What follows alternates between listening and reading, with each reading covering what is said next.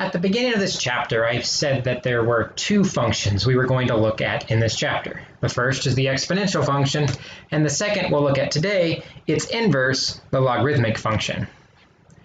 A logarithmic function is a function f of x equals, and because we actually ran out of symbols to use, we're going to use the word log to represent the operation.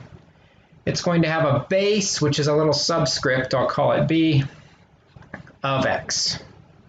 And often we'll put that x in parentheses, though it's not necessarily required. So what does this mean? Well, let's start off by looking at our friend the exponential function from our previous sections. In our previous section, we had some base b raised to an exponent that was equal to some answer. So b is the base, x is the exponent, and a is the answer. Turns out we can rewrite this function. It will mean the exact same thing, but it's going to be rewritten in logarithmic form. We'll use the word, when we rewrite it, we'll use the word log to represent this new notation. The base of the exponential problem is the base of the logarithm. The answer of the exponential problem goes inside of the logarithm, and then it is equal to x, the exponent. In other words, the log is equal to the exponent. The logarithm is the exponent. What this allows us to do then is to convert between logs and exponents. If I had an exponential problem like 5 to the x equals b, I could rewrite that as a logarithm problem. I could write it as a log with a base of 5 of the b is equal to the exponent x. If I had a log problem, let's say I have a log base 3 of x equals 2y. I could rewrite this log as an exponent problem. The base is 3, the exponent is 2y, and it's equal to what's inside the x. So in this way, we can rewrite every single exponential function as a logarithmic function. These logarithmic functions, though, have some special properties that are going to be useful for us as we work with them.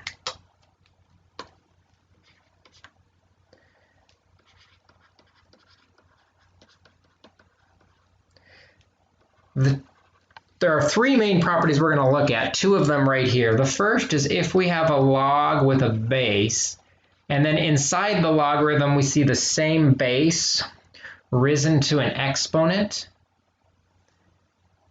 those bases are going to cross each other off, leaving just the exponent as the answer, because they're inverse operations. They undo each other. Log solves for the exponent, and exponential has an exponent, giving us just the exponent back. This can actually be written the other way too. We could have some base b written to a log base b of x. And if there is a base and a log exponent that have the same base, then we can say, okay, those cross each other off and we're just left with the x that's inside because they're inverse operations. And this helps us do some simplifying. For example, if I've got log base 5 of 5 to the third power, 5 to the third power, because I've got inverse operations, I know the answer is going to be the exponent of 3. And we can see some variations on this. We could do log base 7 of 49. Now what I know is 49 is equal to 7 squared. So I could rewrite that as, instead of 49, the log base 7 of 7 squared, and then I can see that the answer is going to be the exponent because the bases of 7 match. It even works with fractions. Let's say I've got the log base 9 of 1 over 9. Well, we could say that's log base 9 of, and we know fractions are created by negative exponents. So I could rewrite this as 9 to the negative 1, because that's what creates the fraction. And now I can see that the exponent is the answer because the bases match. We could even do it with an exponential. Let's do 6 to the log base 6 of 12. Again, because the bases of 6 match, the answer is just going to be the 12. So that's one of our most important properties, is if the bases match, the other part is the answer. Now, as we're talking about logarithms, it's important that we talk about how we do some shorthand bases. There are two bases that we use a lot with logarithms, and because they come up so often, we use a shorthand to write them. The first shorthand base is a base 10, is unwritten.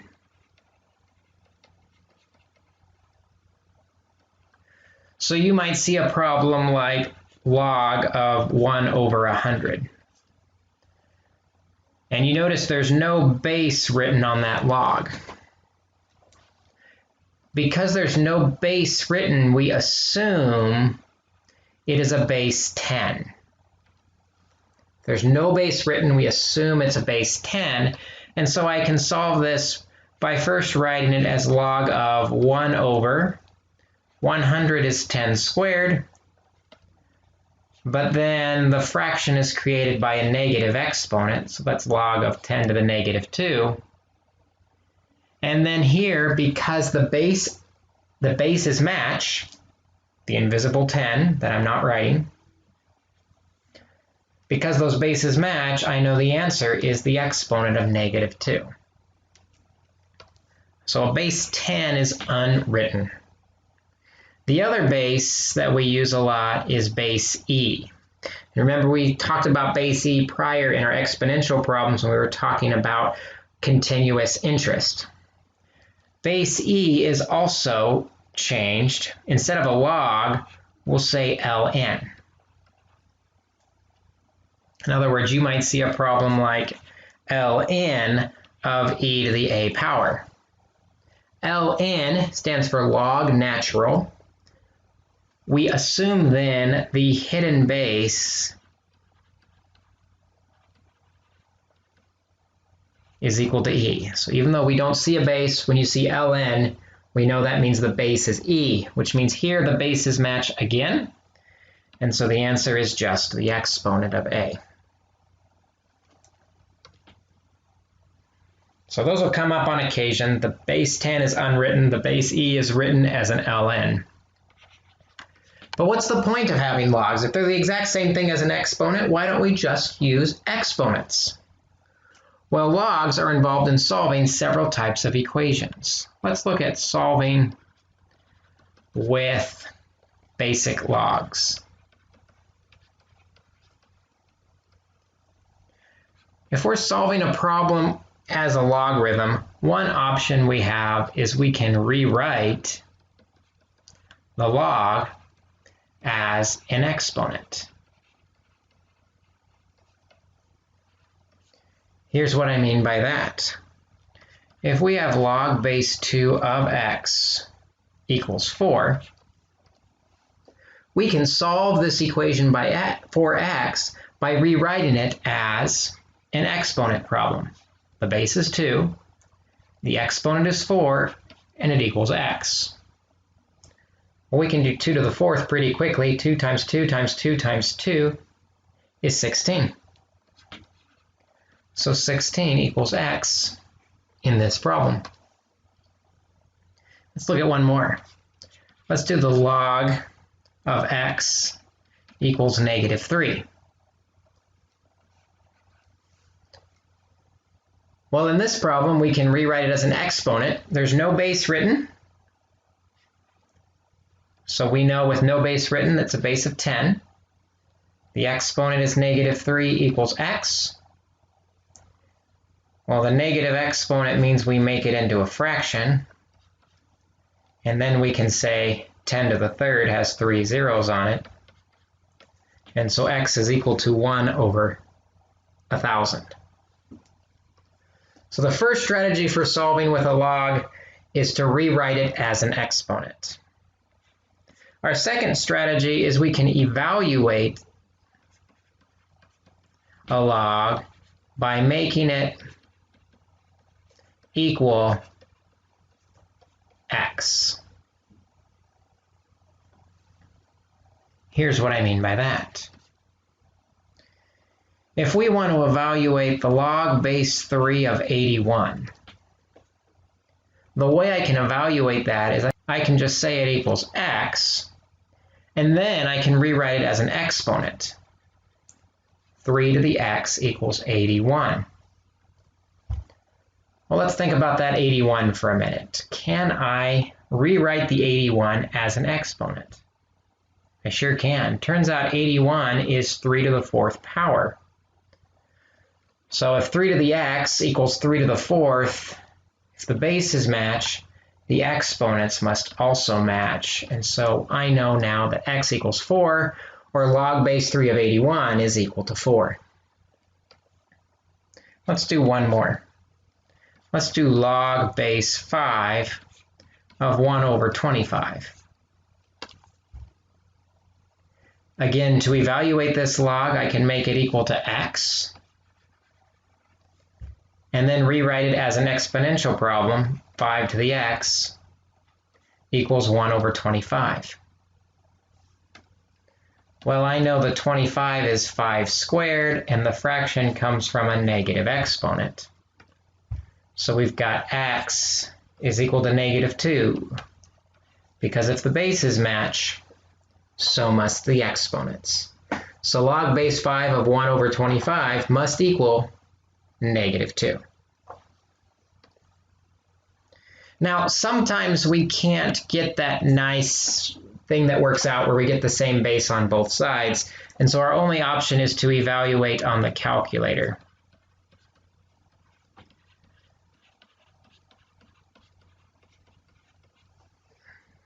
Now, there's 2 log buttons on our calculator that we can use. The first is a log base 10 button, and it usually just says log with nothing written as a subscript. We now know that means base 10. So we can evaluate the log of 52 with a base 10 by pushing those buttons on your calculator. You should get about 1.716. You'll also notice on your calculator there's an ln button. You can type in ln of 83 to calculate what log base e of 83 is. It's 4.419. All right, we've taken some time to get to know the log function, what it can do.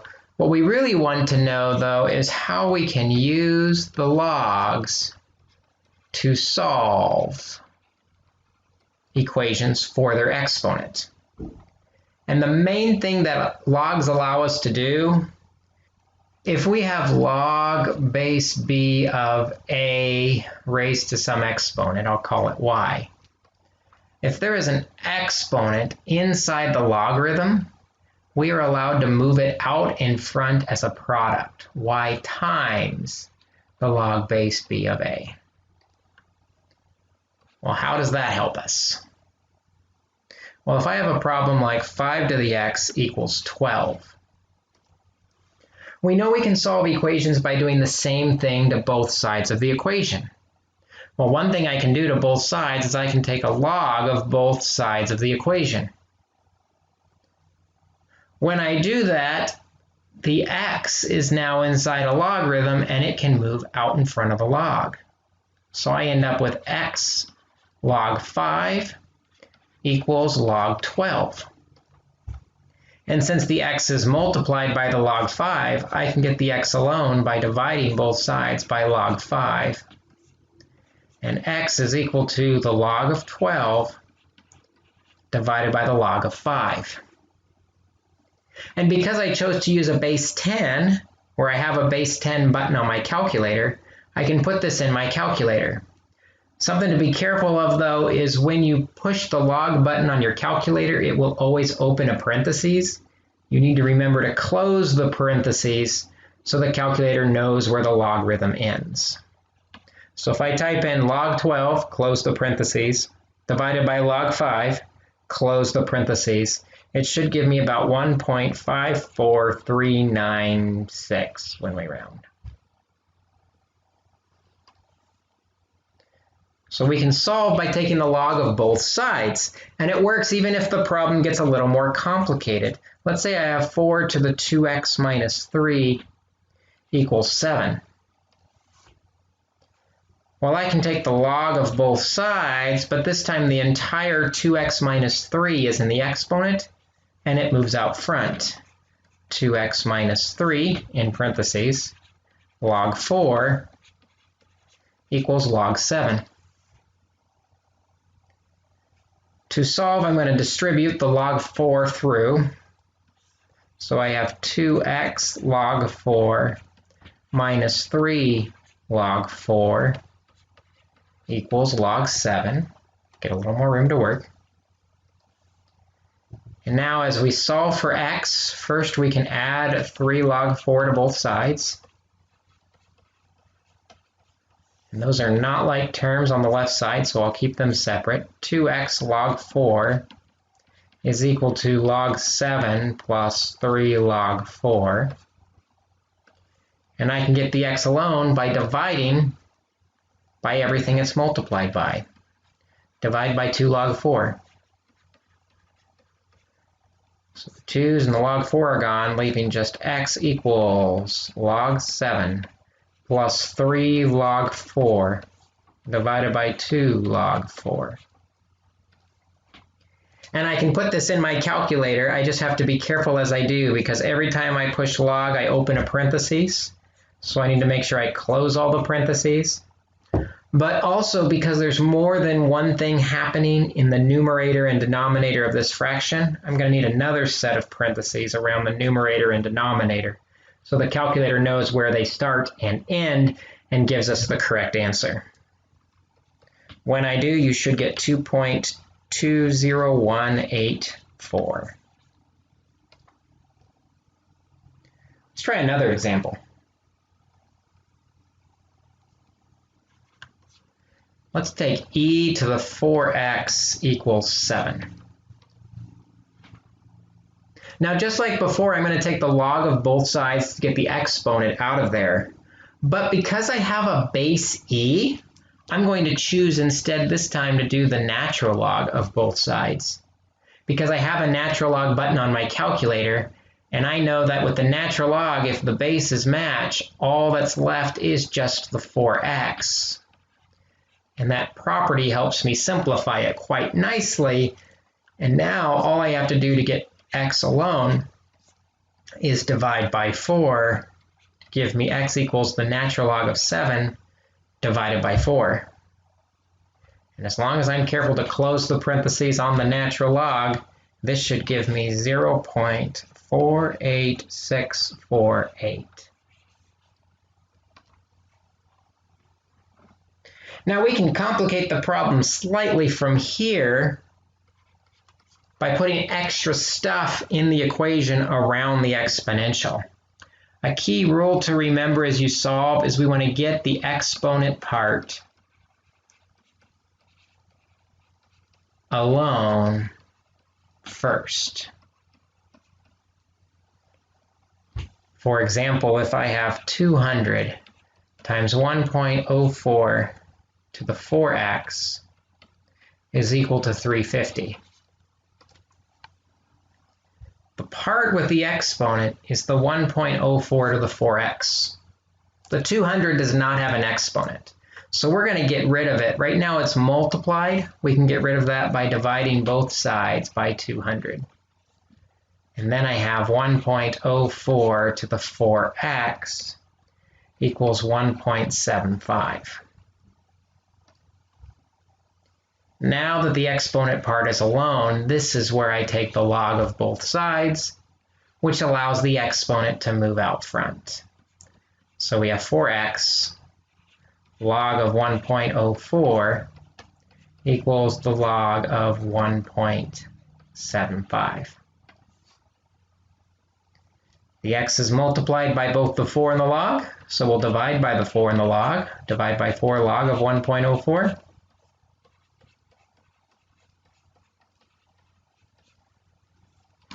And we're just left with x equals log of 1.75 divided by 4 log of 1.04. And if I remember to close the parentheses on the log, in the denominator there's two things happening, a 4 and a log, so it needs an extra set of parentheses as well. Put that in my calculator, you should get 3.567 for your solution. These logs are a lot of fun to work with once you get used to them. They do take a little bit of time to get used to them, so practice with them. Try some of the problems out of your book, try some of the problems on your assignment, and we'll see you in the next video as we continue to look at what options the logs give us in terms of solving and understanding different situations.